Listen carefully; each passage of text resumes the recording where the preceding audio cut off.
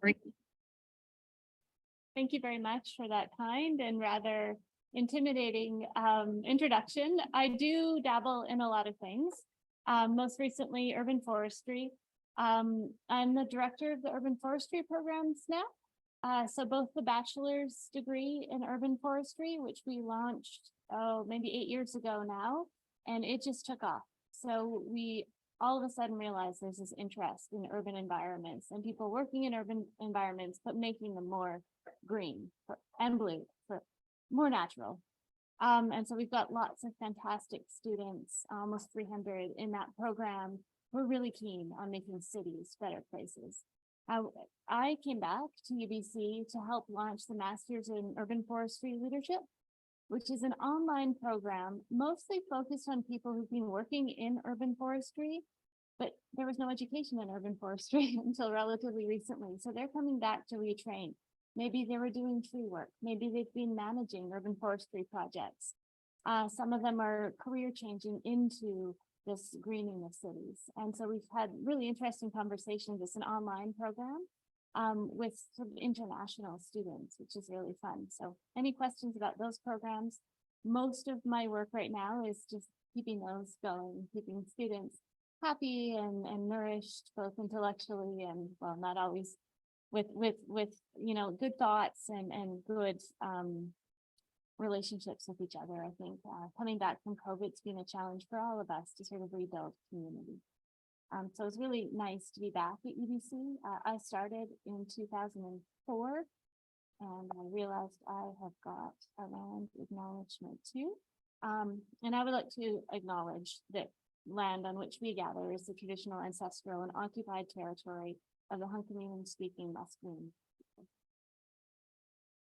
And I grew up on this land, so I have a lot of respect for the way it was. And I think I would like to begin by talking about the first time I really became aware of how this land has been managed in relationship with nature by our First Nations for thousands of years.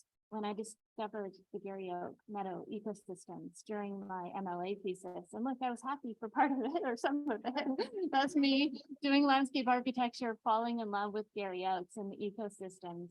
And those ecosystems are rich and biodiverse, and they're endangered. There's 5% of their original extent is left, but they work really well with people. They were managed by First Nations for food, cultural burning, and all of the practices that were used for those hundreds and hundreds of years made them rich and biodiverse and sustainable and resilient. And I think we can learn a lot from looking back at the Garry Oak ecosystems. And I, in my MLA, my final thesis for my Master of Landscape Architecture, really wanted to look at how that ecosystem connection could be brought back into suburban neighborhoods on the Gulf Islands.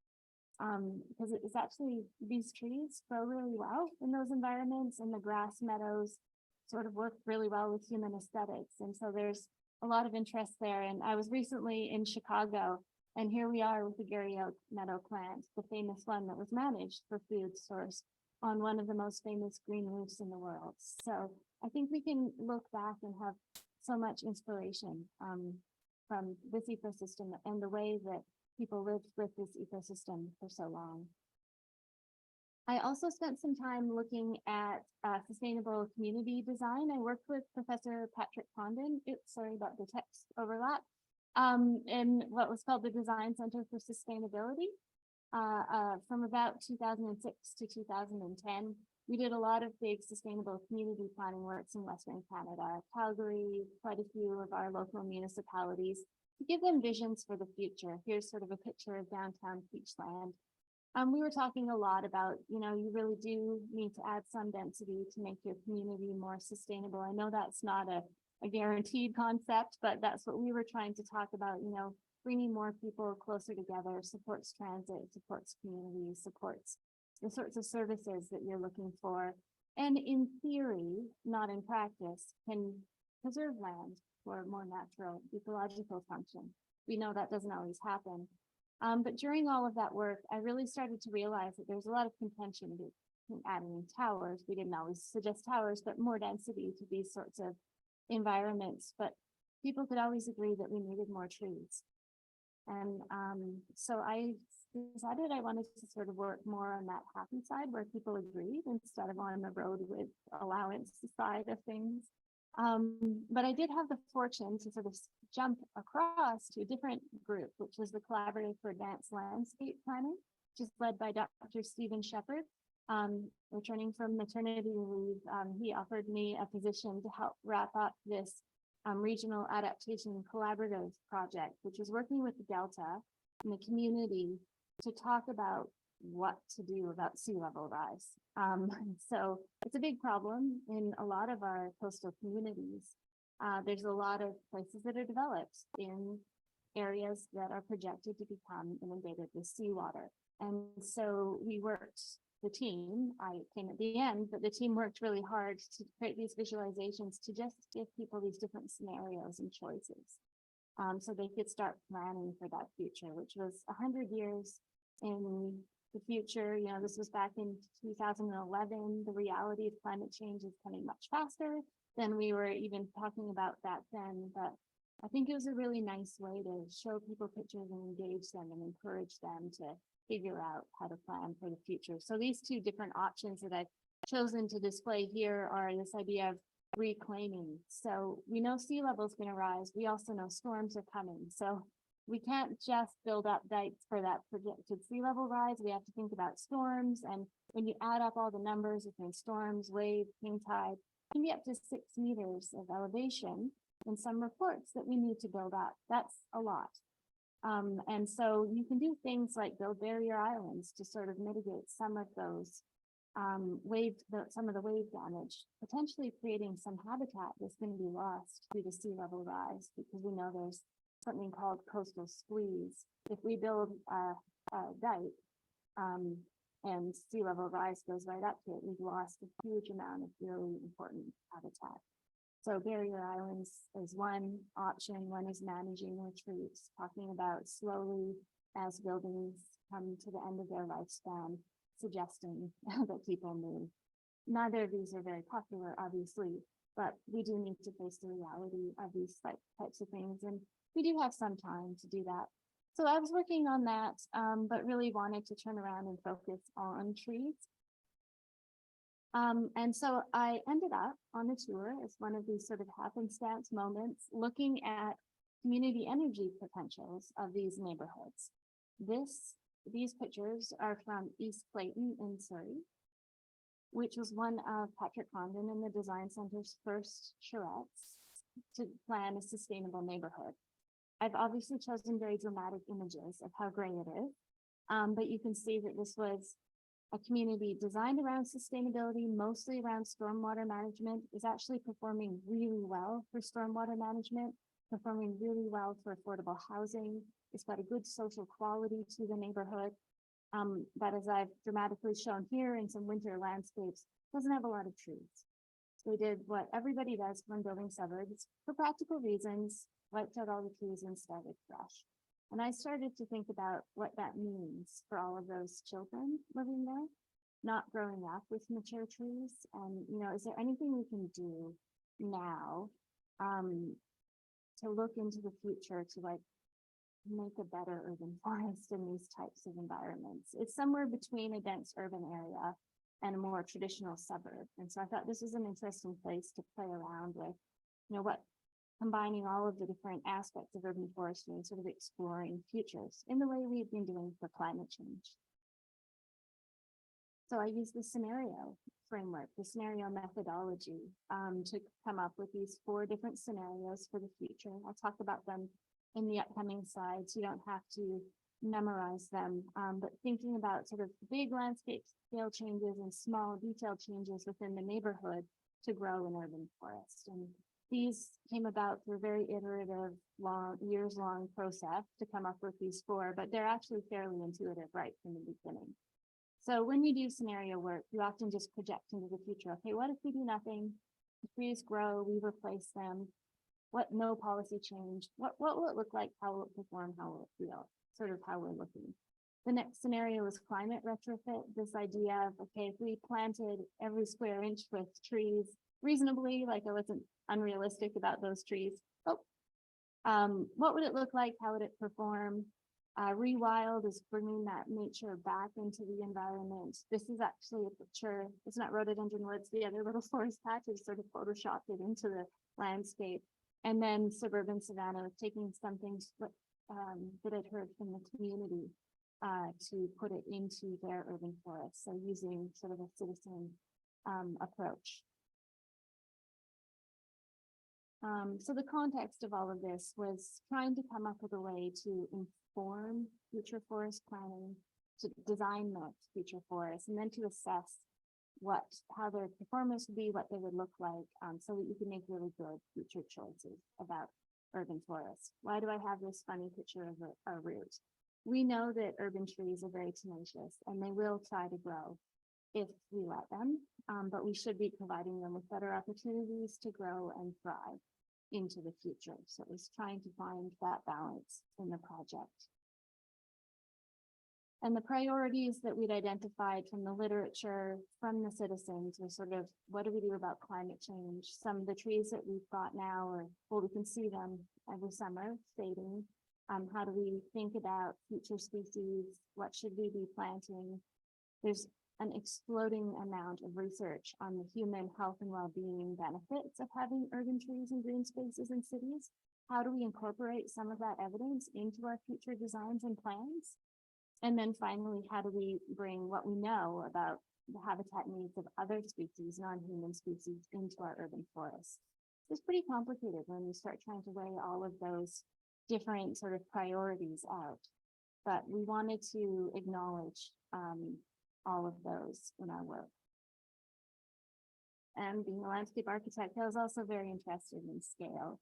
And this is actually a slide from a study that happened afterwards, but I was really inspired by this quote. You know how you sometimes read a paper and you just came out of nowhere and you're like, yeah, that's exactly what I think. And if you bear with me, I'll read the quote, which is that local communities are where humans use landscapes to make a living and contribute to their quality of life, and where they adapt landscapes to create value from landscape services or prevent loss from external pressures such as climate change.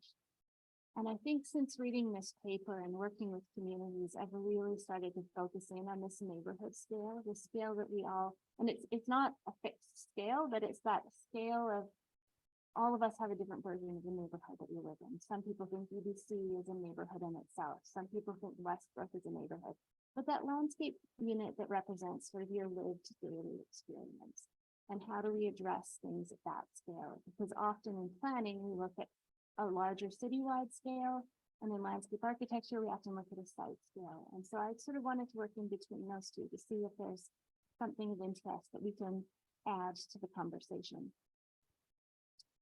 And we know that we've got densifying environments. I show this slide in Australia, and I show it here, and we all go, yep, that's what's happening right now. There's more people in the world. There's more people needing to move away from coastal areas. We need to provide good housing for people. We're in a huge housing crisis right now in our province. It was no different in Melbourne. And so we need to create environments for people to live that are great, but there are impacts on the broader environment. So you can see this place that became East Clayton.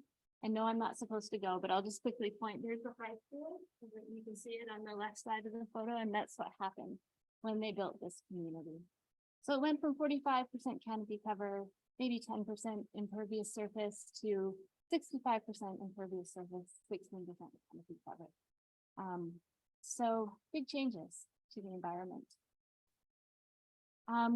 The other thing that's interesting to follow is the sort of design aspirations of the neighborhood. So you can see the drawing on the left was what they imagined would happen in the laneways of that community. You can see a lovely tree, a little laneway house. It looks beautiful. There's a lot of design guidelines around canopy cover in parks being at least 30%. On the far right, you can see the park is not 30% canopy cover. You can see the school in the background behind that tree.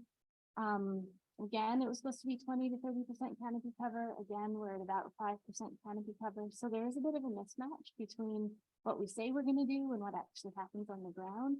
I didn't get as much time to unpack that as I would like to, but it is something to note that it wasn't designed to be treeless, but that's what happens often when we create these spaces. So first of all, I did a quick analysis of, where can I play? Where are the green spaces? Where can trees go? And this is a relatively typical distribution of potential green spaces in a community, except for the riparian protection area. I'll just quickly go to my circles. So because it was designed around stream protection, because Surrey is fantastic because they didn't pipe their salmon streams. So there's still some potential for pretty good stream restoration there. And they did that in this community. You're looking at a stormwater management pond in the picture. So there's quite a bit of space given to that. And it's pretty functional in terms of stream flow, not necessarily in terms of water quality. And then we know as urban foresters that private yards are the sort of really big potential for urban forest planting. 40% of the potential green space is held privately. So we have to engage with people. We can't just come from UBC or from the city and say, look, we need to plant trees in your yard. We have to sort of work with people and understand what they like. First, I did a Delphi survey. So I surveyed international academics and regional practitioners, sort of the experts in urban forestry. I was a bit cheeky and sort of adding regional practitioners because they're on the ground. They know the realities of urban forests. I really wanted to include them. And the international academics sort of makes sense. This process is about gaining expert consensus towards a goal. They came up with these priorities of things that we should be sort of thinking about when we're designing urban forests. Anyone in urban forestry is probably just nodding. Anyone else is kind of an interesting list, making sure we've got diverse species for resilience. Physical access to nature was not expected to come out second, but making sure that people are close to those trees was really important, et cetera, et cetera. What I found fascinating is these two blue ones. Visual access to nature was highly rated by academics just before this explosion of human well-being research happened. But they were already on to the fact that we need to be able to look out of buildings. I keep giving this lecture in a windowless building, look out of buildings and get a little break looking at trees and looking at green spaces. And so that's something to think about. And the regional folks had prioritized greenhouse gas sequestration and storage, which is an important but very small contribution that urban trees make.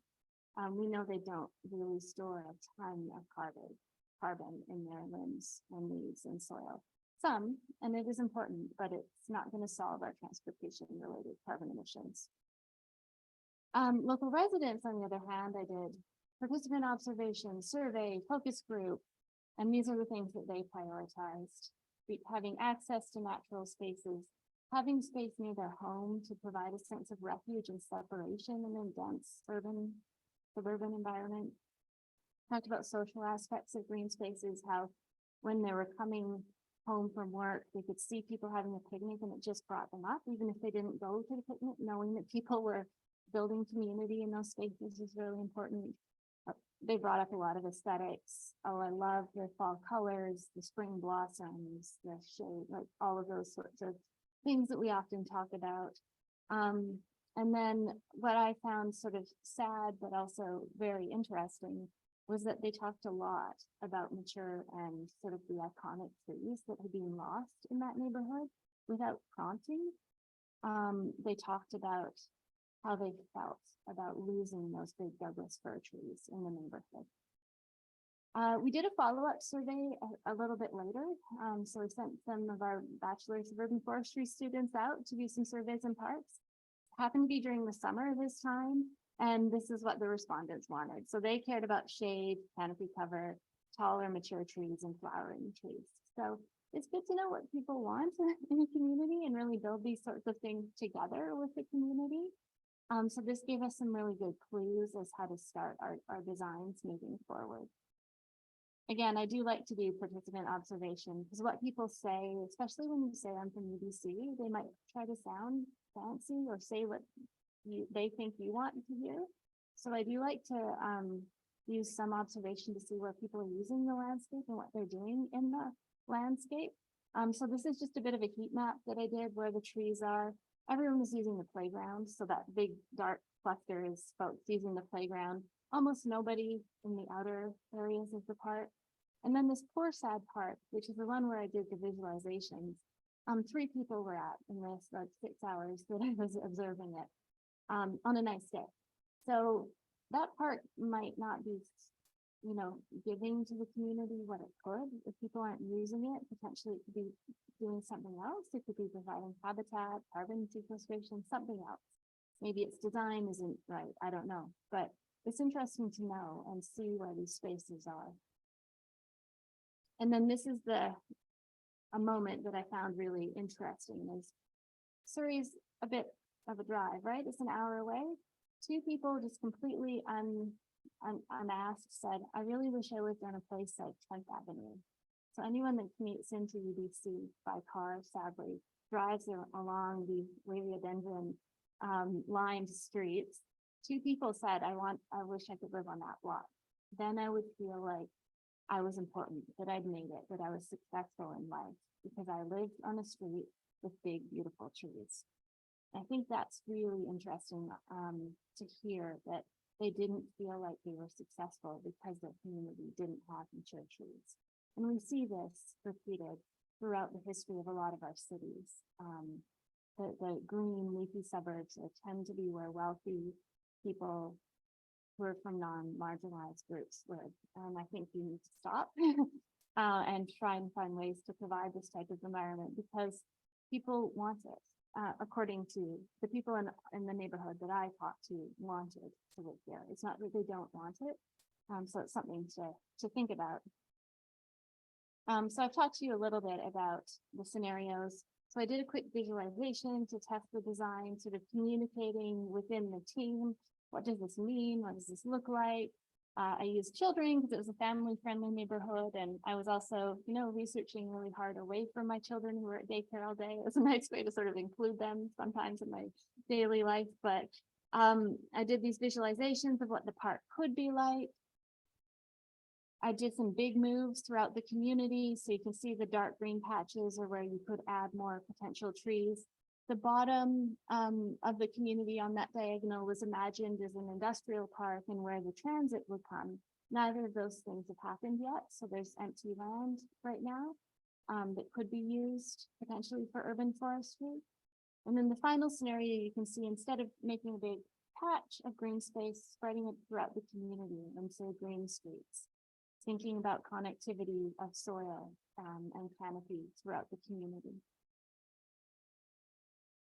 One thing I'll just very briefly mention is you can't plant every single tree in a neighborhood realistically during a PhD thesis, even as a big team. It doesn't make sense. Oh, I've only got 5 minutes left. So we used a sandbox to play around with different configurations and design ideas. I put it all into iTree, which is a software created by the US Forest Service that measures ecosystem assessment. It's somewhat problematic, but interesting when you're comparing certain areas to be able to use this software to get some benefits out of it.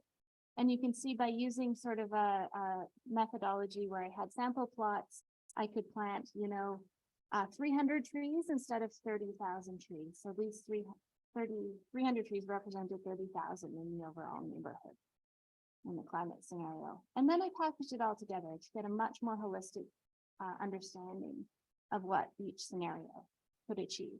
So no policy change, just quickly highlighting, I talked about the 16% canopy cover, sort of what a few blocks in the neighborhood look like, not so much visual access to nature, rewild, adding more habitat patches, which was away from where people live, so less visual access to nature, but pretty good habitat. I used a habitat tool developed in Florida for bird habitats to measure that.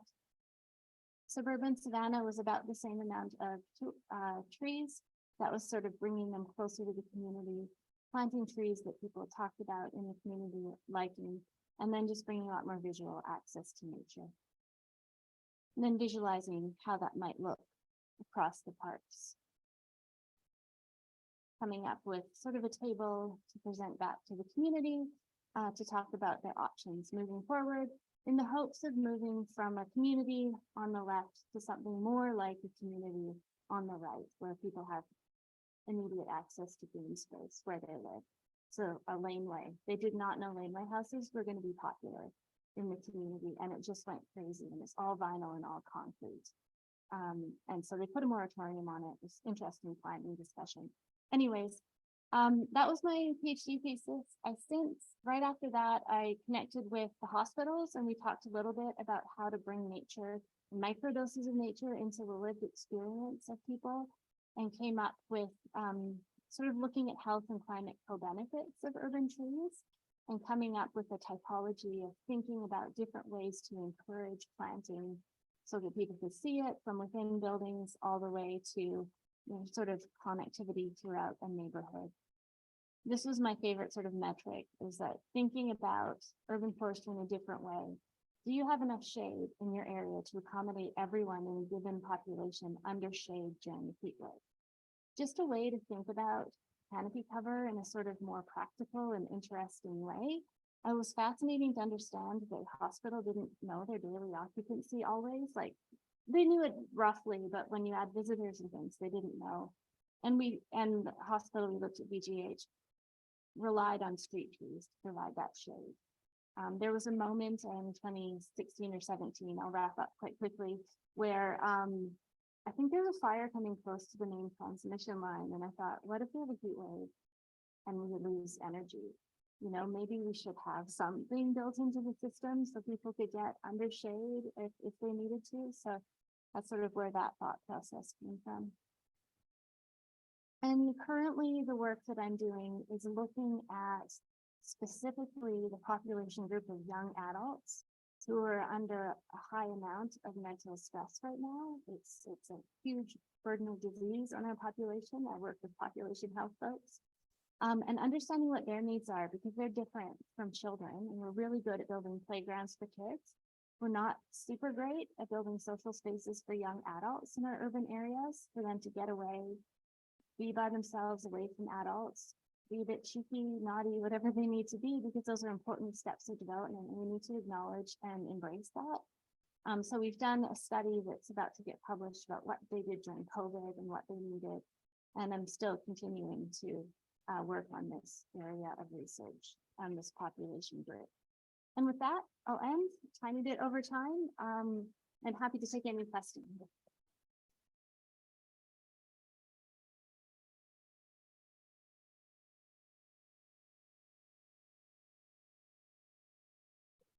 He got this pretty picture of kids under a tree. We have a room now that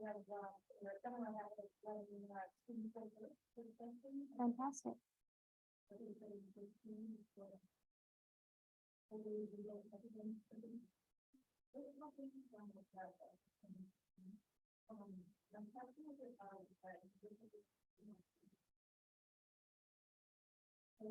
Yeah.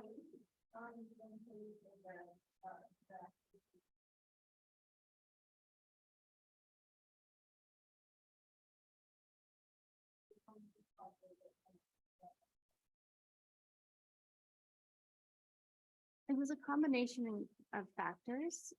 One main one, which isn't the only, but one that comes to mind, is soil. They've since created better regulations around removal and replacement of topsoil, but at the time they said they should do it, but they didn't do some follow-up. So I think there's not very good topsoil in that neighborhood for trees to thrive. So since then, a lot of municipalities have put in much more strict regulations about when you remove topsoil, you have to replace it. So that's part of it.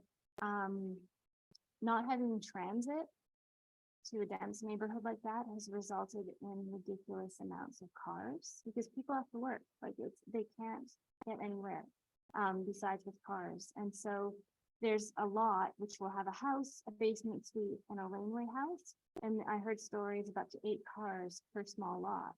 because there's so many people living there, and it was affordable housing, which is great, but they had no way to get to their jobs. And so cars were more important than trees in some aspects. So places where they thought about planting trees, they sort of left it informal parking for now. So those are two kind of quick reasons. Yeah. I don't know where to go first. We'll just go in that order, I think.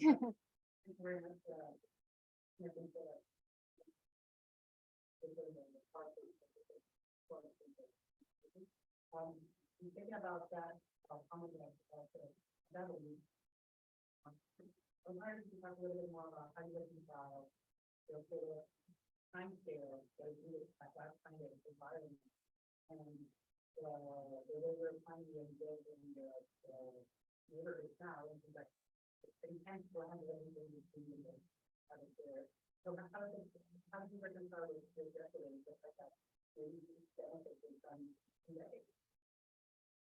It's definitely tricky and complicated.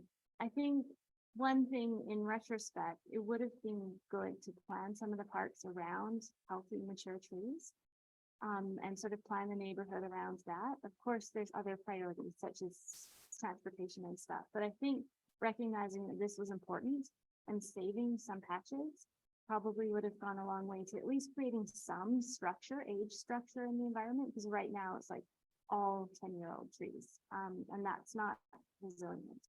So prioritizing retention of mature trees where it's possible and properly doing it with enough soil space is sort of what us urban foresters say is the first step. If you can do that, that's a big tip. And then planting trees, knowing that the fast growing trees aren't always that great long term. So we've got liriodendrons all over campus that are breaking apart now. They're great and beautiful and fast growing, but then they fall apart. So thinking long term, you do sort of have to stage and put a variety of species that can sort of meet different aims going forward. But often what we're doing is we're planting trees that will never grow to that maturity, because it's safer. Because we hear all of the news reports about trees falling on houses, which is a safety concern, but also not as big of a deal as the media makes it out to be. It's a tragedy when it happens, but there's lots of other tragedies from not having big trees in neighborhoods. We have to do it all safely. I'm not being naive, but hope that answered your question, but it does take time. You do have to talk to them. But not doing it at all won't get you there in the future. I think you're next and then you. Yeah.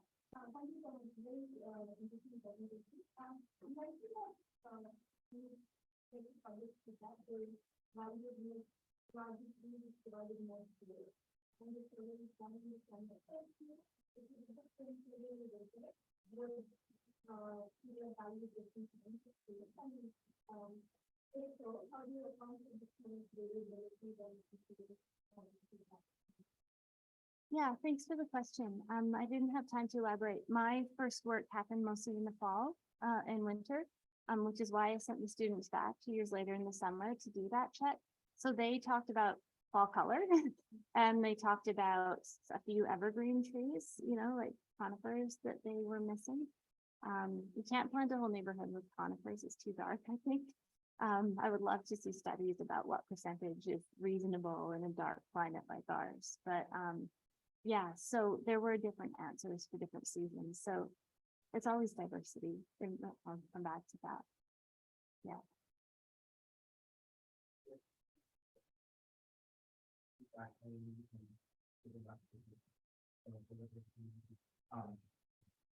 Yeah, it's quite a bit to have that time to develop it earlier.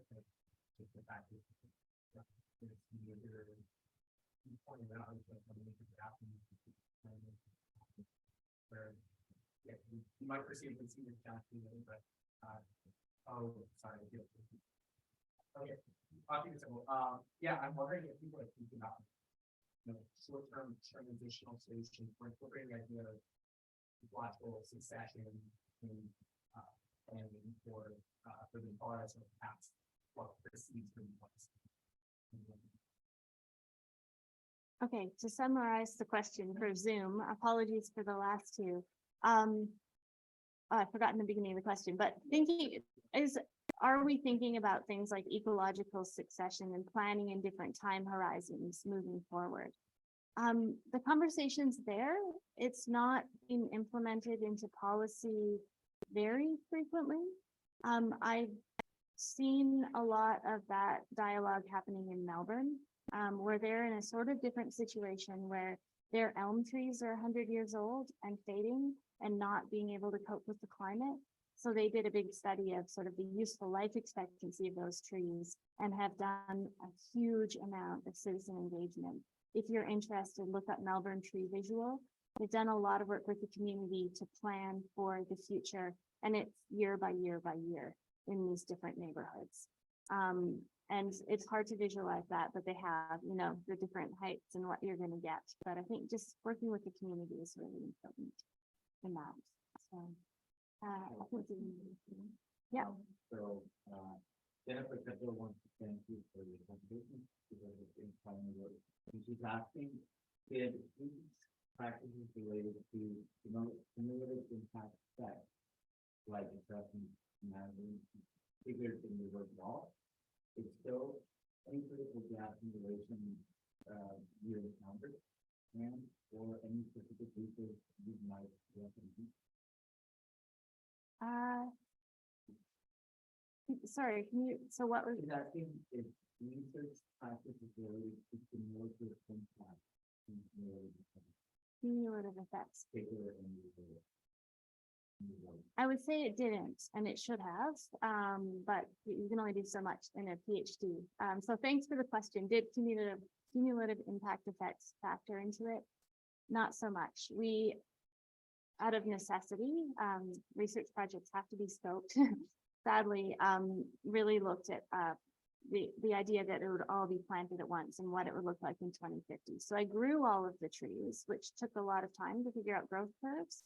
So I grew them in a modeling sort of environment, but I didn't do anything cumulative like that, sadly. That would be a great addition to the project.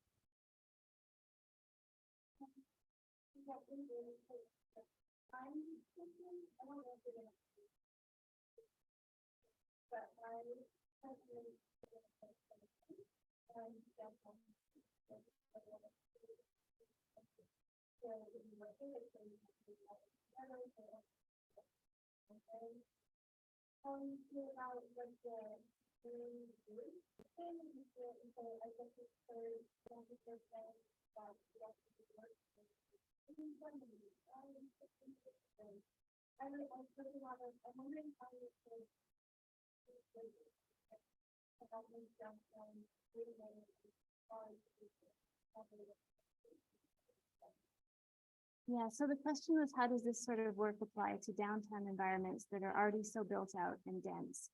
I think the idea of visual access to nature gets at green roofs. They are the next step. Of course, I like trees. So I'm going to say put a tree in the ground and give it enough soil, first step. If you can't, come up with some structural soil solutions. So get them in the ground first. I'm not a huge fan of trees on buildings, just because it's so difficult. Although I had the opportunity to stand on a balcony in Bosco Verticale in Milan in the heat wave last summer, and it was quite beautiful and lovely and cool and misty, you know, from being it. So that's a vertical forest in a building in Milan. Very expensive technical solution in very high-end apartments. I'm a little bit more interested in bringing nature experiences to more people. And so I do think green roofs are an option. The convention center's been fine for a long time. I have a green roof on our little laneway house that we built in East Van, and it died because I put in Gary Oak meadow grasses that needed to be watered in the summer and forgot. And it's since been repopulated with a really interesting diversity of plants, and I love watching it. I don't think the neighbors love the messy aesthetic, all of them, but I do, and there's lots of birds and insects up there. So we might have to have some more conversations about what is beauty and you know, getting people more interested in the beauty of sort of ecologically messy spaces. I hate to keep harping on Melbourne, but they're doing that work right now because they're in the same situation. And they're having massive heat island impacts. And so they're looking at green roofs.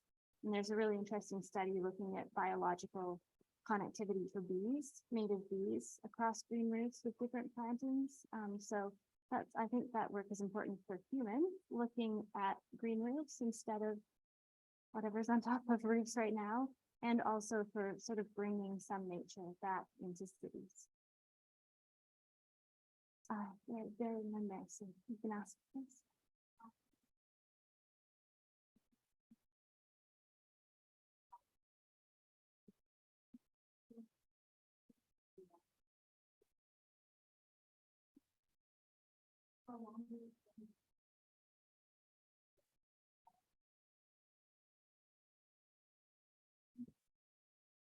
Yeah, it's a really interesting question. And actually, I'm just sending this paper up for review, and that was the reviewer's comment is, what did you do about understory planting? So the question for the Zoom audience was, how did you think about ecological restoration for the rewild scenario in the sort of more dense urban environment? I definitely looked at habitat patch size and made sure there was a couple of large habitat patches you could see from that sort of community scale. Maybe I can go back. Apologies for the scrolling for those of you on Zoom. So making more patch and connectivity. So those sort of basic ecological principles were there. And then looking at which species that are endemic to this area of British Columbia, actually looking a little bit at the Garry Oak meadows because they are going to be better in future climate projections. And so thinking about which small species and could fit within yards, and then sort of scaling it up to include larger species where they could fit in these larger parks. But it was a design exercise. It wasn't at implementation yet, so there would be a lot more work to be done to make it a rich community. I think, were you next? Yep. Oh, okay. You were next, sorry.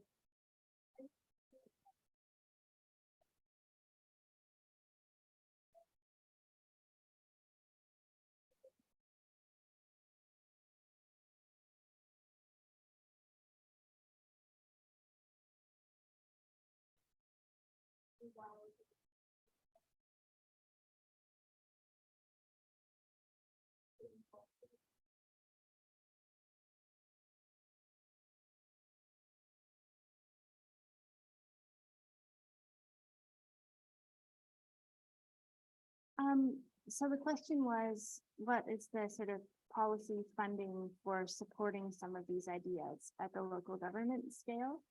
I did sadly have to leave this project and move to Australia, so I didn't have a chance to do a lot of follow-up that I'd planned to do. But the community is already really good. They've got an amazing urban forestry team. So they do things like tree giveaways, but Vancouver has one as well, tree giveaways where they have selected species that are going to do well in climate or provide some food or habitat value. So that's one way where it's pretty inexpensive to get a tree, and they do some training around how to plant that tree properly. In the next neighborhood over, so West Clayton, they took a little bit more land back to the road right of ways, as far as I understand, so that they could plant healthier trees and have some control over them, so more of a public good. So they learned the lesson from East Clayton and got a little bit more land into public control so that they could spread out the wealth of trees, so to speak. So that happened. There's also been a lot of planting in these parks. So the one that I showed, maybe not, but around the schools got a lot of new trees. I don't know if that was just really annoying at the time or if that had anything to do with me at all, but they are planting more trees and parks in this neighborhood now. I think it was just one of those, they let the community grow for 10 years and then they're going back and adding more trees to the parks now. So there's a lot more trees in some of those parks now moving forward. There's lots of places around the world doing different things to encourage private tree planting with mixed success. Don't have a clear answer on that one yet. I think Vancouver's really struggled with it over the past decade, for sure. There's lots of different cultural values around wanting and not wanting a tree, and we should respect and embrace those. pretty interesting studies on feng shui and how you can actually accommodate trees. You just have to put them in different spots, and have different species. So just understanding these different cultural values is really important, because we shouldn't just, dismiss them. They're really important, and also can give some really interesting design ideas. For putting trees in the backyard instead of the front, for example, is what we heard from some Chinese citizens on the east side of Vancouver, for example. Yeah.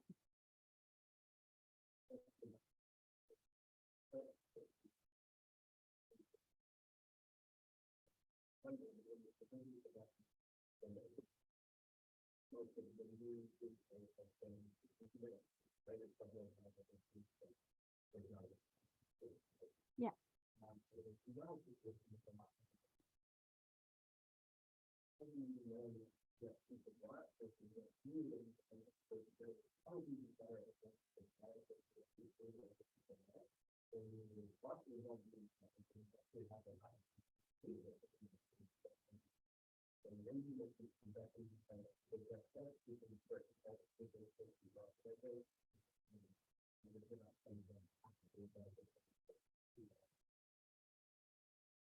So the question was, how do you balance competing priorities, incorporating citizen input when, as an expert, quote unquote, expert, you might have different ideas about what's needed for habitat?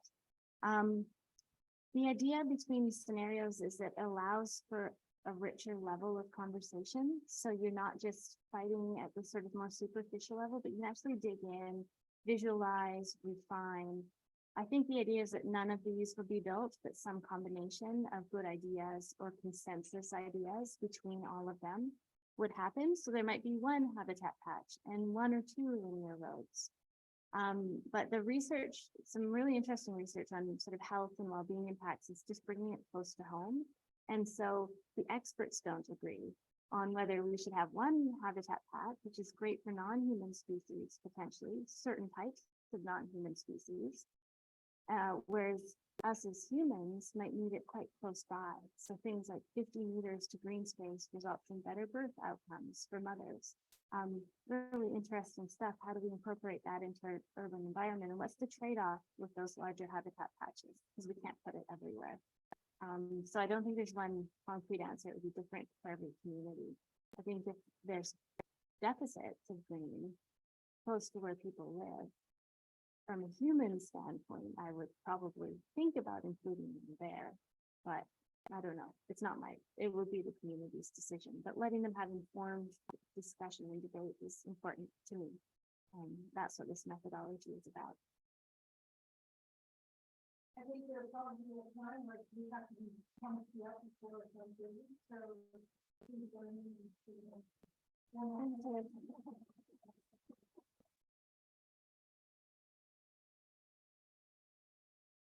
I hope it was interesting to you all, and any questions, I'm on the UBC directly. Happy to continue chatting. Those are really thoughtful questions, so thank you so much for those.